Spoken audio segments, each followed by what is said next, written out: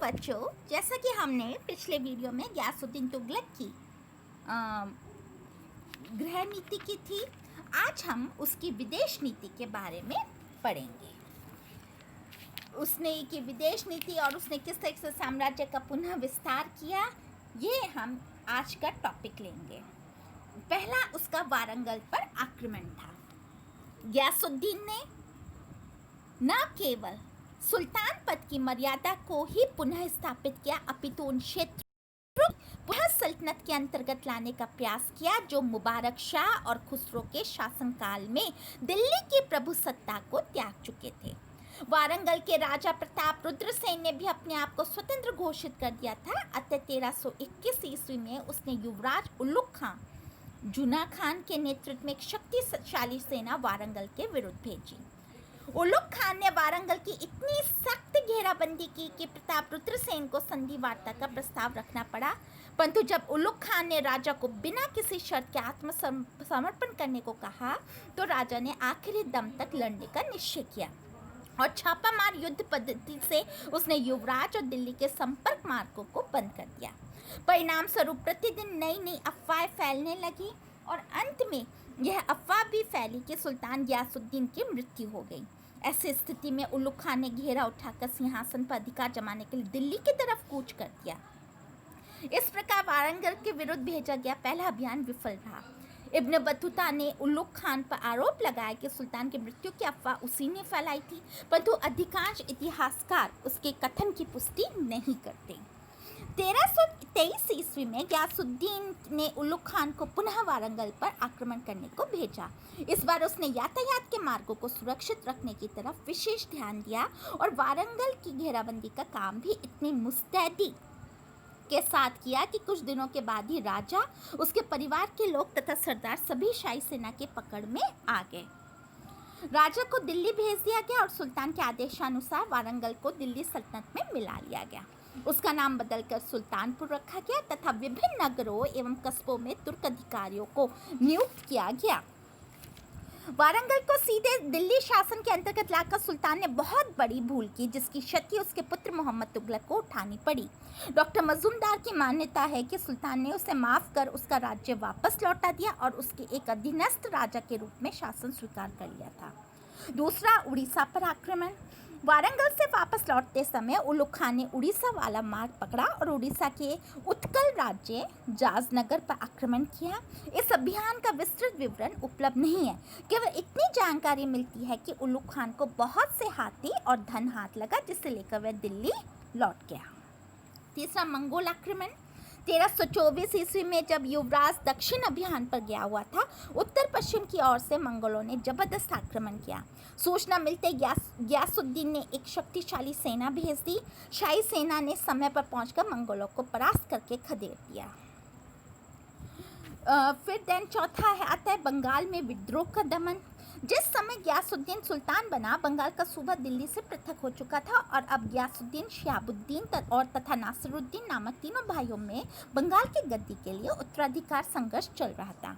अंत में बड़ा भाई गयासुद्दीन गद्दी पर बैठने में सफल रहा। सबसे छोटे भाई नासिरुद्दीन ने सुल्तान गयासुद्दीन तुगलक से अपने बड़े भाई के विरुद्ध सैनिक सहायता की याचना की, जो मंजूर कर ली गई। तदनुसार सुल्तान दिल्ली से चल पड़ा। मार्ग में तिरहुत के निकट नसरुद्दीन की भी सुल्तान की सेवा में उपस्थित हो गया। सुल्तान ने जफर खान नामक सेनानायक को बंगाल की राजधानी लखनऊ पर आक्रमण करने को भेजा। जफर खान ने सरलता के साथ बंगाल के सुल्तान गयासुद्दीन को परास्त करके बंदी बना लिया। इसके बाद नसरुद्दीन को गद्दी पर बिठाया गया। उसने दिल्ली सल्तनत की अधीनता स्वीकार कर ली। वापसी में सुल्तान ने तिरहुत पर आक्रमण किया और फिर तेजी के साथ दिल्ली की तरफ कूच कर गया। गयासुद्दीन की मृत्यु। जब सुल्तान बंगाल में था, तब उसे सूचना मिली कि युवराज उल्लुक खान शेकोलिया का शिष्य बन गया है और संत ने उसे शीघ्र सुल्तान बनने की भविष्यवाणी की है। तो वह आग बबूला उठा, क्योंकि सुल्तान औलिया से नफरत करता था। अतः सुल्तान ने मार्ग से ही औलिया को आदेश भिजवाया कि उसके दिल्ली पहुंचने के पूर्व ही वह दिल्ली छोड़ दे।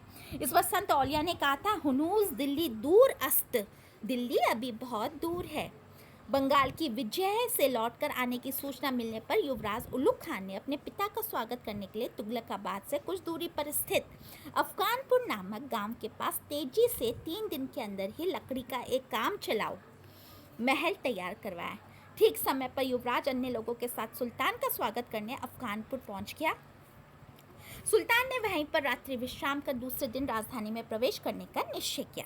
सायंकालीन भोजन के बाद जब यह अधिकांश अमीर और दूसरे लोग हाथ धोने के लिए बाहर निकल आए तो लकड़ी का महल अचानक पृथ्वी पर गिर गया और सुल्तान गयासुद्दीन अपने छोटे पुत्र महमूद के साथ ही उसके नीचे दबकर मर गया। तारीख के मुबारक शाही के अनुसार यह दुर्घटना फरवरी-मार्च 1325 ईस्वी में घटी थी। सुल्तान गयासुद्दीन तुगलक की मृत्यु मध्ययुगीन भारतीय इतिहास की अत्यधिक जटिल, रहस्यमय एवं विवादपूर्ण घटनाओं में से एक है।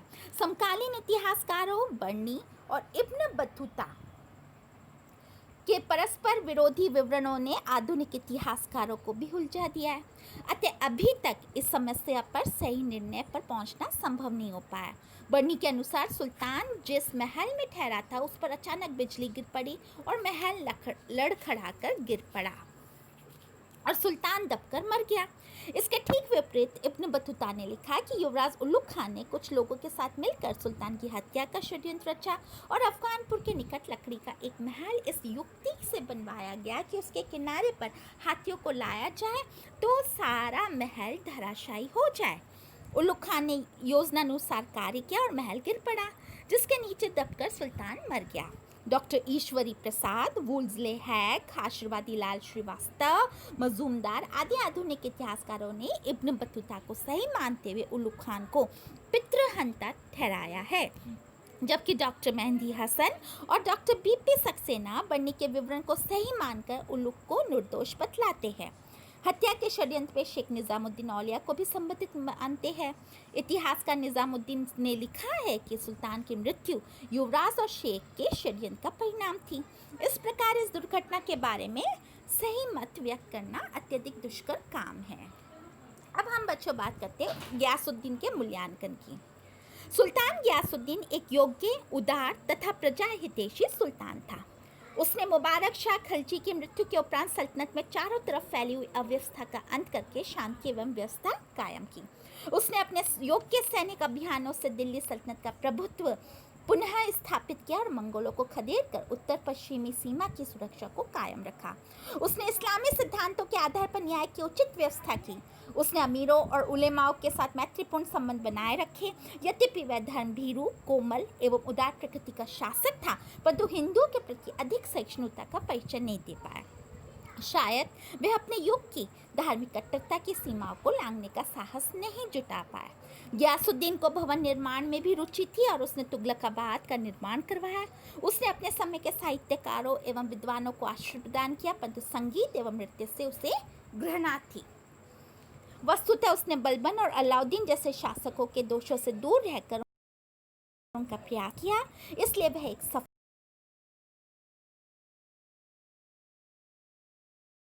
फर्क को पुनः स्थापित किया और दिल्ली सल्तनत के गौरव को भी बढ़ाया। ये थी गयासुद्दीन तुगलक के बारे में उसकी गृह नीति, जो कि हमने इससे पिछले वीडियो में किया था बच्चों, और अभी विदेशी नीति। अब हम नेक्स्ट वीडियो में मोहम्मद बिन तुगलक, जिसका टाइम पीरियड है 1325 से 51 ईस्वी, ये हम नेक्स्ट वीडियो में करते हैं।